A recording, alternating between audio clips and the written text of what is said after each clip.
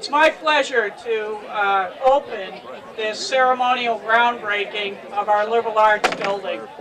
I've had the opportunity to lead a number of initiatives here at the college over the last 5 years, and I can say in partnership with my co-chair, Dr. Ginny Batchelor, this is the most exciting, the most exhilarating, and the most fun thing that we have done in the last 5 years. And what makes it particularly special is the way it's going to transform our academic learning environment, and we're going to see a product here in 2 short years. So I'd like at this time to introduce our speakers, and we're going to start with President Halstead.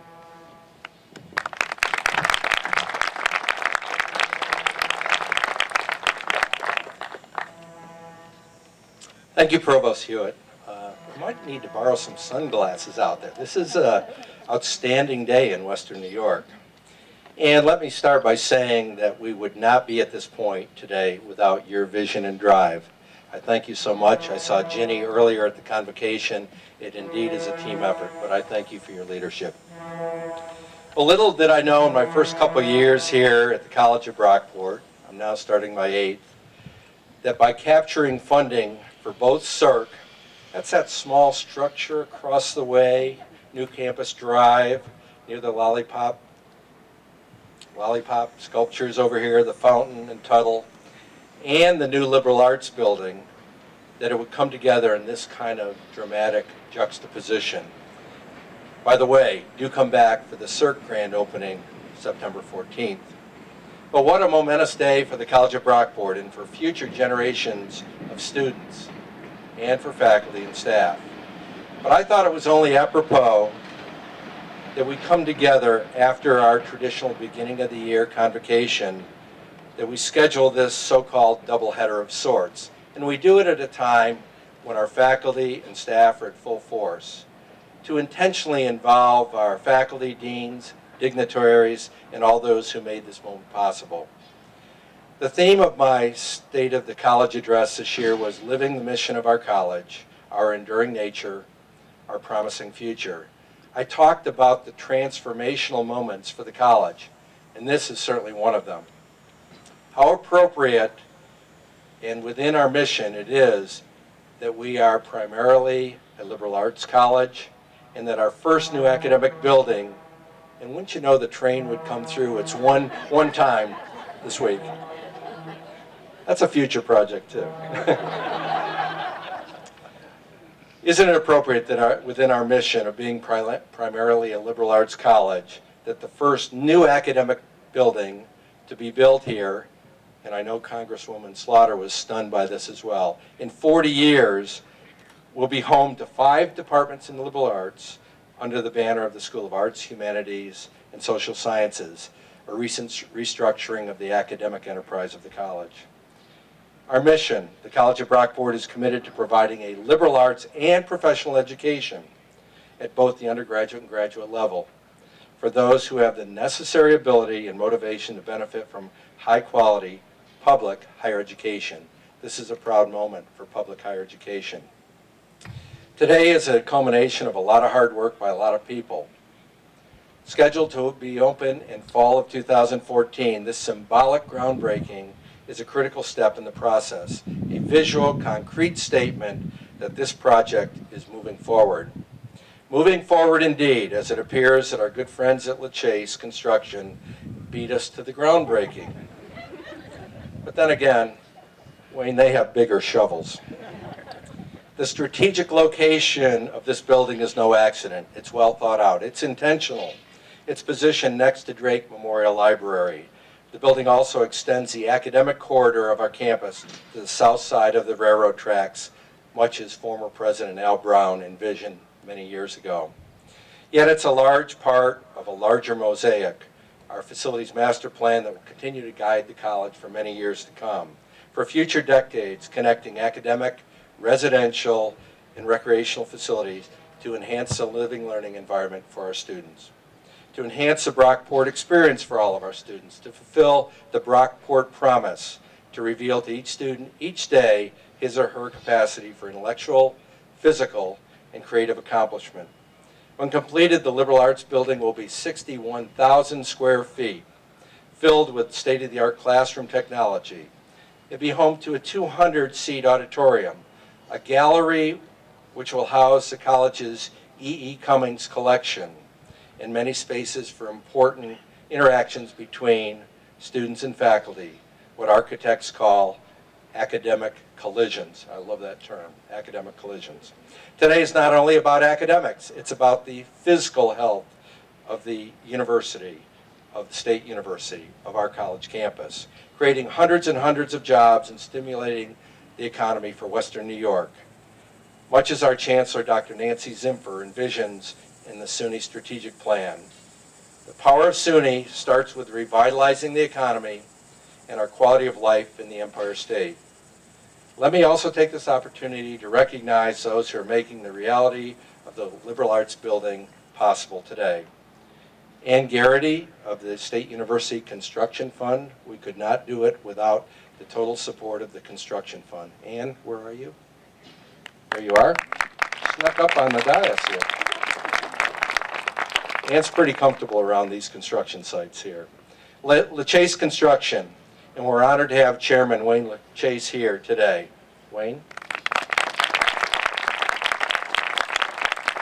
Wayne, your CEO, Bill Goodrich, tells me LaChase never wants to leave our campus after doing CERC and now our liberal arts building.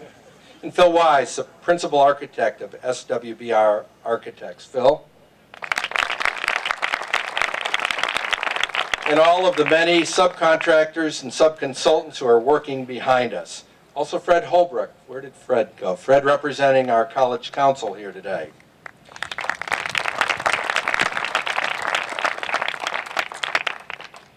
This day would not be happening without the hard work of our college leadership, college council, our foundation, our alumni board, all of the volunteers, but as well as our elected officials, some of whom are here today.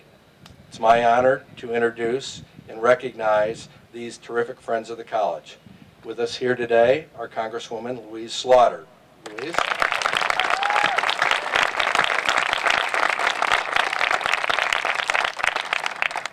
New York Senator Joe Robach.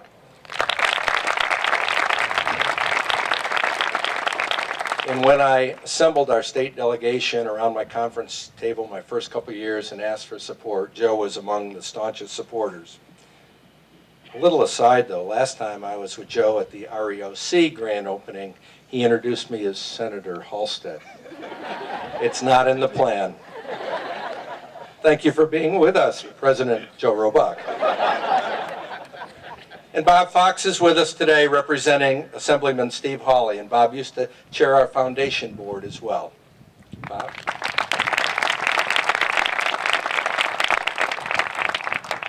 And Kaylee Corrigan is here representing Senator Schumer's office. Kaylee, please be recognized.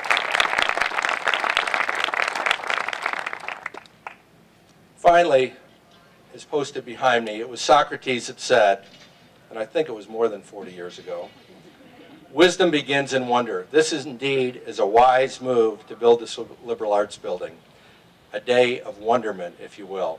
It's now my pleasure to introduce Frank Kuhn, Associate Professor of Theater and Chair of the Campus-Wide Facilities Planning Committee. Frank?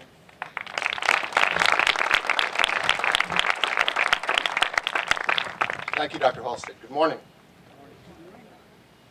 I've been asked to say a few words as chair of the Campus-Wide Facilities Planning Committee about how this first shovel in the ground resulting from the Facilities Master Plan, or FAMP, fits into the transformation of our campus as envisioned in that plan.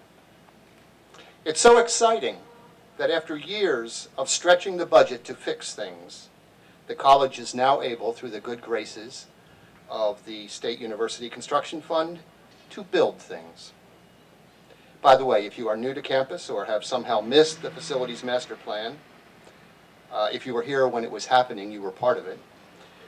If you missed it, you can find it easily on the Brockport website or across from the circulation desk at Drake, or see a map of the planned transformation of the campus under the tent there. When I arrived on campus 8 years ago, I was struck by the bridge linking the library with Tuttle, which then housed the Department of Physical Education and Sport, campus recreation, athletics, and the nursing program. It seemed to me a metaphor for the poet Juvenal's commendation of a healthy mind and a healthy body. I knew the bridge probably had more to do with the winter chill and traffic, but for me it remained a model for the integrated education, reinforcing Brockport's mission as a liberal arts institution dedicated to educating the whole student and helping its students make connections across domains. As it turned out, connectivity between spaces and functions has played an important part in the development of the facilities master plan and in the design of capital projects. In the liberal arts building, the innovative interior street running through the ground floor will not only connect spaces within the building, it will connect the north side of campus with the library and the exterior of the building with its interior. With multiple spaces for informal interaction between faculty and students, fine art and digital displays lining its walls, and an auditorium for guest speakers, a bridge to the library, and a visually stimulating overall design. The liberal arts building also connects learning to the world outside of the classroom. The connectivity reflected in the design of this building is found throughout the master plan.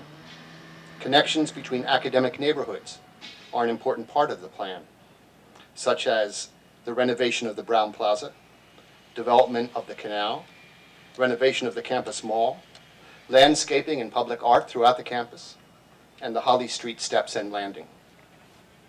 Planning for the liberal arts building, like the FAMP process with its multiple opportunities for input from the campus community, has also been a model of connectivity. With excellent guidance and coordination from Provost Jewett and Ginny Batchelor and the good advice of Paul Tankel, and input from the affected departments every step of the way, the process was truly integrated and inclusive. As we develop upcoming projects, such as the renovation of Tuttle, Drake, and Lathrop Neff, and down the road Daly, Seymour, and Rakoff, and all the connections in between, we can, as a community, continue to work together to transform the campus so it may in turn transform the lives and futures of students over the next half of the century and beyond. Thank you.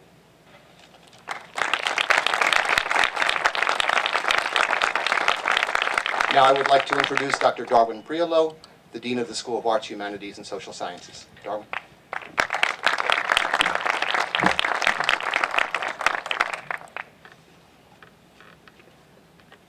I can't thoroughly express the importance of the commitment by the college to the liberal arts, which are the foundation of what we value at the college. I would like to thank President Halstead and Provost Hewitt for putting their faith into the power of the liberal arts. And, of course, I'd like to give kudos to my Associate Dean, Ginny Batchelor, with the tenacity of a pit bull and making sure that every space was functional and aesthetically pleasing. Sorry, Ginny. At Brockport, our promise is to prepare our students to face a world that is changing even as I speak. The liberal arts are generally the unsung heroes of higher education. But the skills that are honed by the liberal arts experience are crucial to the success of future leaders. This is not to diminish the importance of the other disciplines, but it is the humanities that focus primarily on critical thinking, clear writing, oral clarity, creative problem solving, and humanity. All of these essential components are deeply entrenched in the vision and mission of this college. Why is this important? Because it is what our students need to be successful. regardless of their career path. We want our students to leave here with experiences that include interdisciplinary learning, discovery, communication, collaboration, and the confidence to respond to challenges and to react to change. Certainly some of the skills that I mentioned can be learned in other disciplines, but this building provides the humanities with fertile ground that will become the incubator for these entities. The new liberal arts building will be stunning. But let us not forget that it is only a symbol that represents the erudite faculty who are committed to student learning.